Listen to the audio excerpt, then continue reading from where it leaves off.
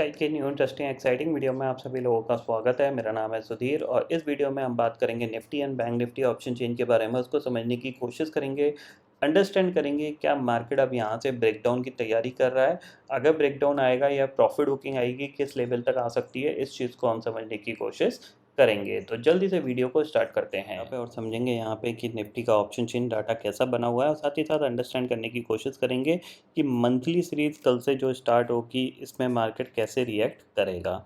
ठीक है, बट उससे पहले इम्पॉर्टेंट अनाउंसमेंट, जिन लोगों ने अभी तक मार्केट जैकपॉट ट्रेडिंग कोर्स अभी तक नहीं बाय किया है, अगर आप इंटरेस्ट हैं, बहुत ही जल्द वो कोर्स क्लोज होने वाला है। उसका ऑफर प्राइस 1200 रुपये है। अगर आप इंटरेस्टेड हैं तो डिस्क्रिप्शन में डिटेल्स दी हुई है, आप वो ले सकते हो। काफ़ी आपको इंट्राडे ट्रेडिंग में हेल्प मिलने वाली है उस कोर्स से। ठीक है, अब बात करते हैं मार्केट की। अब देखो, सबसे इम्पॉर्टेंट चीज़ क्या है आपके पास, कल का ट्रेडिंग छोड़ के मंडे, ट्यूसडे, वेडनेसडे, इन 3 ट्रेडिंग सेशन में काफ़ी ज़्यादा वॉलेटिलिटी हो सकती है, क्योंकि आपकी अराउंड 25 और 26 को यहाँ पे फेड की मीटिंग है और फिर आपको नेक्स्ट वीक में हमारी आरबीआई की क्रेडिट पॉलिसी भी, यानी जो नेक्स्ट वीक होगा वो आपके लिए बहुत इंपॉर्टेंट होगा। हम ऑलरेडी बहुत अच्छा रनअप दिखा चुके हैं, तो एटलीस्ट 500 से 1000 पॉइंट की प्रॉफिट बुकिंग बैंक निफ्टी के अंदर आ सकती है और 300 से 400 पॉइंट की प्रॉफिट बुकिंग निफ्टी के अंदर आ सकती है। अब वो कितनी आएगी, कैसे आएगी, इस चीज़ को हम समझने की कोशिश कर रहे हैं। ठीक है, तो सबसे पहले हम देखो यहाँ पे ग्लोबल मार्केट की कंडीशंस में आपको थोड़ी सी समझाने की कोशिश करता हूँ। देखो, अभी तक क्या होता था, अगर मैं यहाँ पे डे चार्ट लगाता हूँ,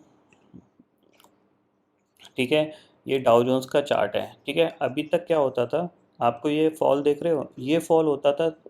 ये फॉल कब होता था, जब इन्फ्लेशन डाटा आता था या उससे पहले आने वाला होता था, तब ये फॉल आता था। ठीक है, फिर पॉलिसी आती थी।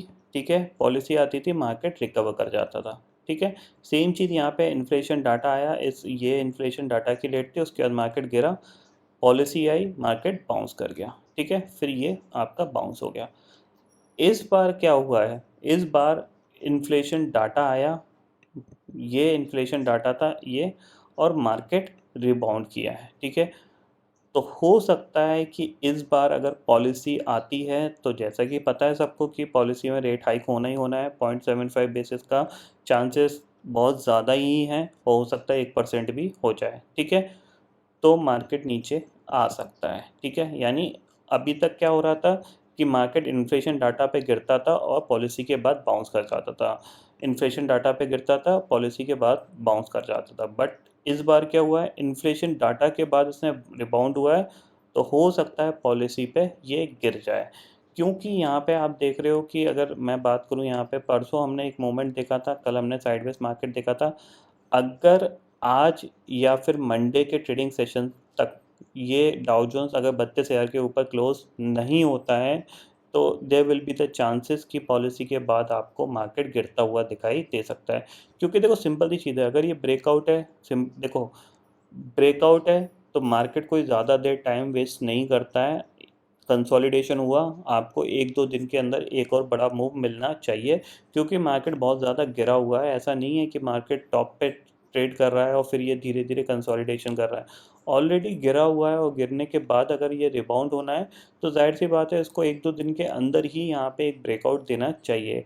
और अगर ये ब्रेकआउट नहीं दे पाता है और यही लेवल जो रेजिस्टेंस का लेवल है इसका, इसी के पास यहाँ पे ये 1-2 दिन ट्रेड करता है, तो चांसेस हैं कि यहाँ पे आपको 2 बड़ी कैंडल देखने को मिल सकती हैं और दोबारा से ये 30,000 या फिर एक नया लो भी बना सकता है। ठीक है, ये थोड़ा सा पॉइंट आपको यहाँ पे दिमाग में रखना है।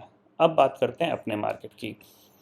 हमारा मार्केट आज जाहिर सी बात है, निफ्टी आपका 16,600 पे क्लोज हुआ है। मैक्सिमम जो टारगेट था वो अचीव हो गया। अब इसके ऊपर मैं अब फ़िलहाल ख़रीदने में इंटरेस्टेड नहीं हूँ। और यहाँ पे जो आज की एक्सपायरी आई है उसके हिसाब से दिख रहा है क्लियरली कि मार्केट अब ऊपर अटक रहा है, भले ऊपर जा रहा है लेकिन ऊपर जो जाने का मोमेंटम है वो थोड़ा सा मिसिंग हो रहा है। ठीक है, उसको हम समझते हैं कैसे। देखो, अगर मैं ये सारी लाइनें हटा देता हूँ तो आपको क्लियरली दिखेगा पिक्चर कि यहाँ पे आप देख रहे हो, यहाँ पे ये मार्केट बहुत ज़्यादा साइडवेज जा रहा है और फिर ये धीरे से ब्रेकआउट देने की कोशिश करता है। यानी अब जो मोमेंटम है वो बहुत ज़्यादा स्लो हो गया है। तो इसका मतलब क्या है कि कहीं ना कहीं अब प्रॉफिट बुकिंग आने का टाइम हो चुका है। प्रॉफिट बुकिंग कब आएगी? जैसे ये स्विंग लो टूटेगा आपको यहाँ पे सेल करना है, ठीक है। ये स्विंग लो से पहले आपको सेल नहीं करना है, ठीक है ना। जैसे ये लो टूटता है या फिर 16,500 के नीचे निफ्टी ट्रेड करना स्टार्ट करता है, तो आपको क्या करना है, यहाँ पे कम से कम 300 पॉइंट के लिए शॉर्ट करना है, ठीक है। कहाँ तक गिर सकता है? अराउंड 16,050 तक का टारगेट यहाँ पे मिल सकता है, ठीक है। इसको मैं अभी आपको एक्सप्लेन करूँगा। सबसे पहले ऑप्शन चेन डाटा देखते हैं, ठीक है। मंथली ऑप्शन चेन डाटा लगा दिया मैंने। 16,600 की क्लोजिंग है, तो आप देख सकते हैं यहाँ पे 16,600 की कॉल पे करीब 29 लाख का ओपन इंटरेस्ट खड़ा है। 500 पे करीब 34 लाख का ओपन इंटरेस्ट है। 16,600 की पुट पे 21 लाख का ओपन इंटरेस्ट है और 16,500 की पुट पे 47 लाख का ओपन इंटरेस्ट दिख रहा है। इसके ऊपर कोई ओपन इंटरेस्ट नहीं है। इसका मतलब क्या है, 16,700 आपके लिए एक रेजिस्टेंस का काम करेगा।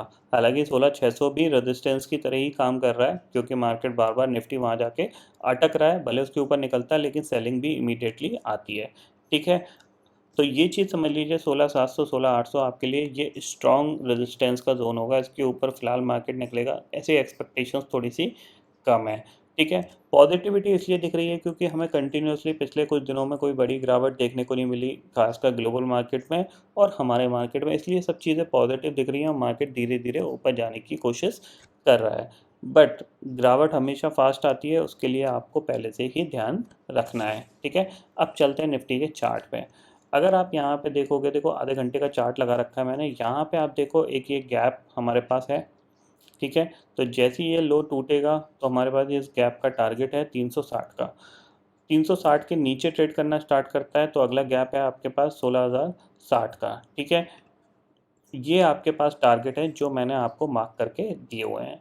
ये आपके पास रेजिस्टेंस है ही। अगर ये इसको कल निकालता है अच्छी बात है, नहीं निकालता है तो हम यहाँ पे सेलिंग के लिए अपॉर्चुनिटी ढूंढेंगे। और कब ढूंढेंगे? जाहिर सी बात है, ये जो प्राइस एक्शन यहाँ बना था नेगेटिव प्राइस एक्शन, ठीक है, तब हम यहाँ पे सेलिंग के लिए हम ढूंढेंगे। नेगेटिव प्राइस एक्शन जैसे ही बनेगा तब हम यहाँ पे सेल करने की कोशिश करेंगे। और आज का मार्केट जिस तरीके का था, ये इंडिकेशन दे रहा है कि आपको अब 1-2 दिन के अंदर एक शार्प प्रॉफिट बुकिंग आती हुई दिखाई दे सकती है। बाइंग के लेवल पे, अब बाइंग लेवल पे यहाँ पे आप काम करने की ज़रूरत नहीं है आपको, क्योंकि बाइंग में ऊपर अब आप फंसने वाले हो और ऊपर फंस जाओगे। तो थोड़ा सा आपको यहाँ पे वेट करना है। एटलीस्ट 16,490 को ब्रेक होने दीजिए।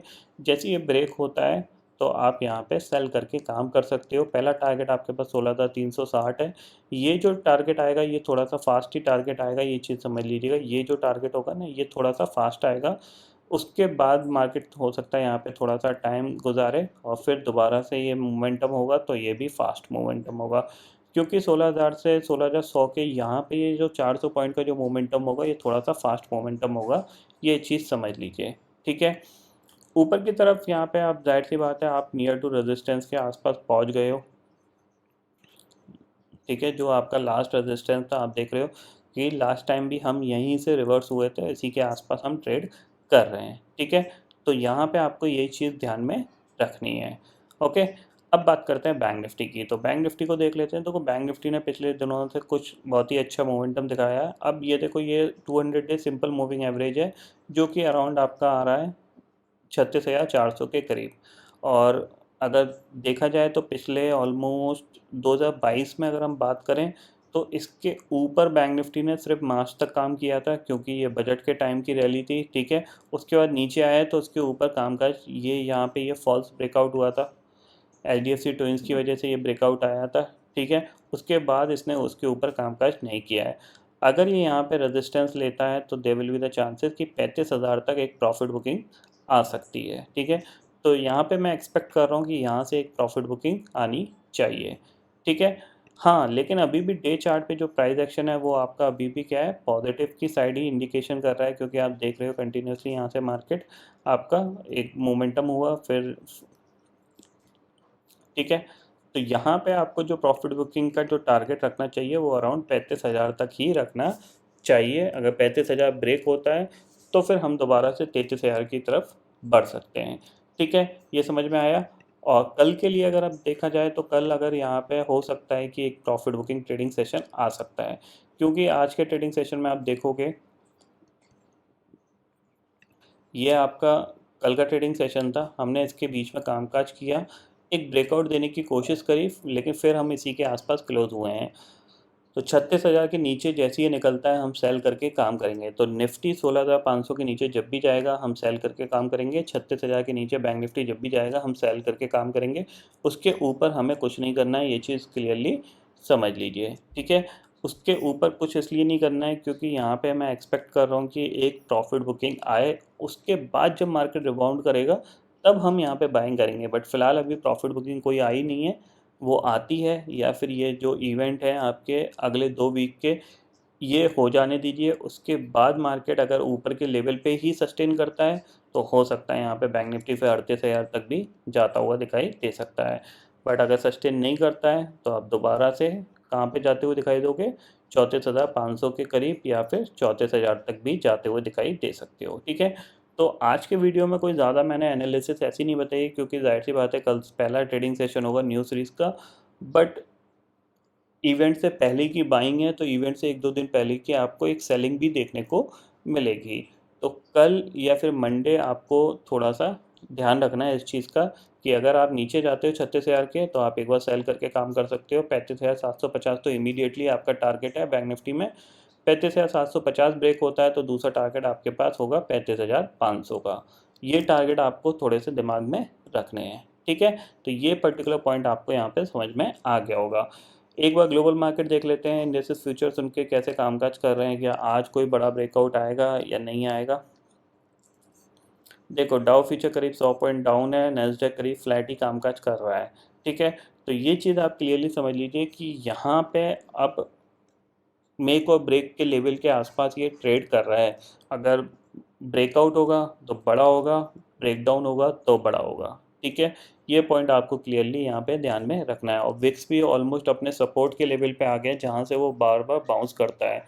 अगर स्ट्रॉन्ग बाउंस बैक आता है तो यहाँ पे स्ट्रॉन्ग फॉल भी आपको देखने को मिलेगा, ठीक है। तो आई होप दोस्तों ये पर्टिकुलर डाटा आपको समझ में आ गया होगा। दोस्तों फिलहाल इस वीडियो में इतना ही है। आई होप ये वीडियो आपको पसंद आएगा। वीडियो पसंद आता तो लाइक और शेयर ज़रूर करिएगा और चैनल को जो सब्सक्राइब कर लीजिए क्योंकि मैं सुधीर लेके आता रहूँगा हर दिन आपके लिए नए नए वीडियो। इसी के साथ शुक्रिया दोस्तों, जय हिंद।